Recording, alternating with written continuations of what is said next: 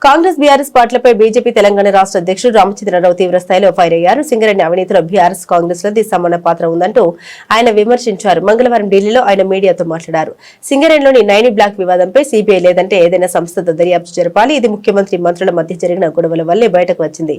మీడియాలో వచ్చిన తర్వాతే నైని బ్లాక్ టెండర్లు రద్దు చేశారు. అంతకుముందు టెండర్లు ఎందుకు రద్దు చేయలేదో బట్టి బయట పెట్టాలని ఆయన అన్నారు.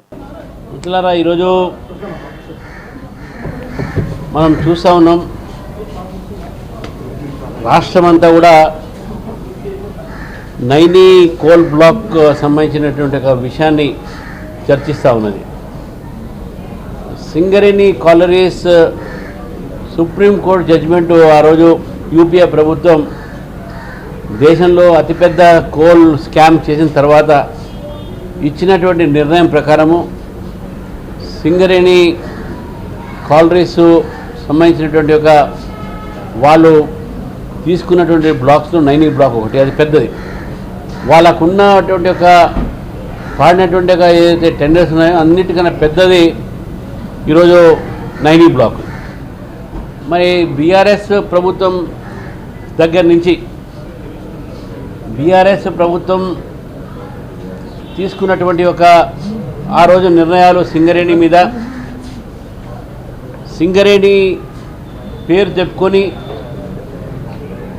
అక్కడ ఉన్నటువంటి ఒక కార్మికులని అనేకమైనటువంటి వాగ్దానాలు చేసి వారికి భూమి ఇస్తా అని చెప్పి, ఇల్లు ఇస్తా అని చెప్పి, వారసత్వంలో ఉద్యోగాలు కూడా వారికి చేస్తా అని చెప్పేసి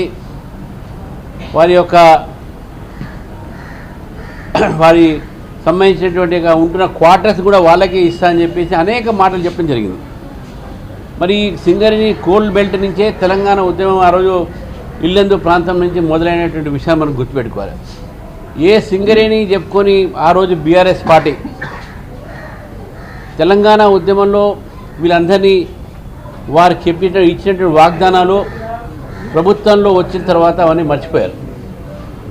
ఈ నైని బ్లాకు ఆ రోజు సంబంధించిన దాంట్లో కూడా అనేకమైనటువంటి ఒక ప్రెజర్స్తోని అది చేసి సింగరేణిని మాత్రం కోల్ ఇండియా దాంట్లో 49% గవర్నమెంట్ ఆఫ్ ఇండియాకు ఉన్నప్పుడు కూడా 51% స్టేట్ గవర్నమెంట్కి ఉన్నప్పుడు కూడా సింగరేణి కాలనీస్లో ఎప్పుడు కూడా స్టేట్ గవర్నమెంటే ఆధిపత్యము, నిర్ణయాలన్నీ కూడా వాళ్ళవే ఉంటుండే. అక్కడ ఉన్నటువంటి ఒక ఉద్యోగస్తులకు ఆ రోజు 75,000 మంది ఉద్యోగస్తులు ఉంటే మరి టీఆర్ఎస్ పార్టీ వచ్చిన తర్వాత అదంతా కూడా 42,000కు దిగిపోయింది. ఇప్పుడు